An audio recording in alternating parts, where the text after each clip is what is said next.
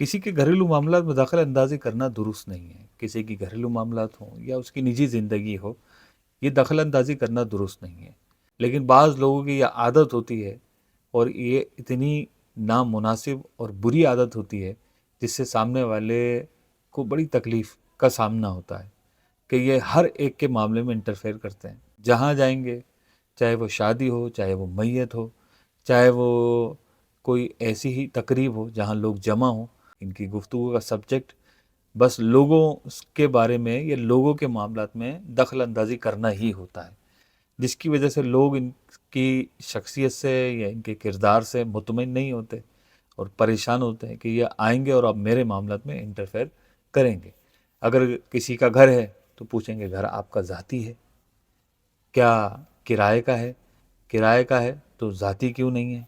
और अगर ज़ाती है तो घर में कुल कितने अफराद हैं?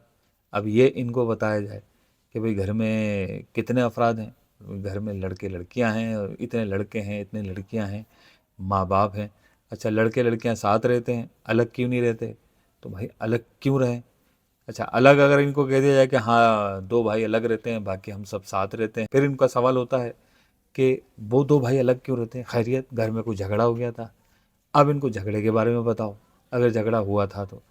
अच्छा, झगड़ा नहीं हुआ, वैसे ही अलग रहते हैं। अच्छा, शादी हो गई, कितनों की शादी हो गई, अब इनको शादी के बारे में बताओ। अगर शादी हो गई तो अच्छा सबकी शादी हो गई, बेहतरीन, बहुत अच्छी बात है। अच्छा, औलाद हो गई, अब ये औलाद के बारे में पूछते हैं।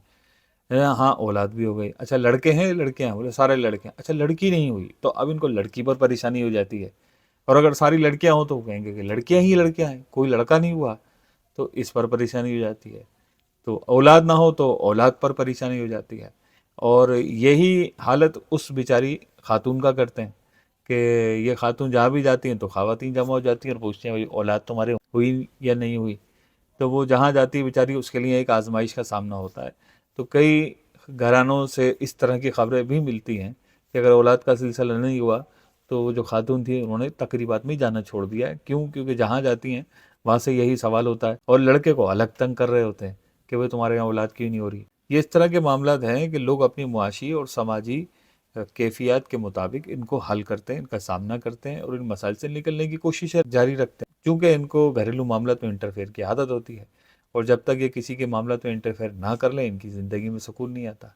इनको एक मौजू चाहिए और ये मौजू ये निकाल लेते हैं और उनका हॉट टॉपिक कोई और नहीं होता बल्कि दूसरों के मामलों में दखल अंदाजी होता है। इस तरह के जो सवालत करने के आदी होते हैं, सामने वाला इनके इस किरदार की वजह से, इनकी इस नामुनासिब आदत की वजह से परेशान होता है और वो कह नहीं पा रहा होता है। अल्लाह पाक हमें कम बोलने और सही बोलने की सादत नसीब फरमाए और दूसरों के मामलात में इस तरह दखल अंदाजी करने से बचने की तौफीक अता फरमाए।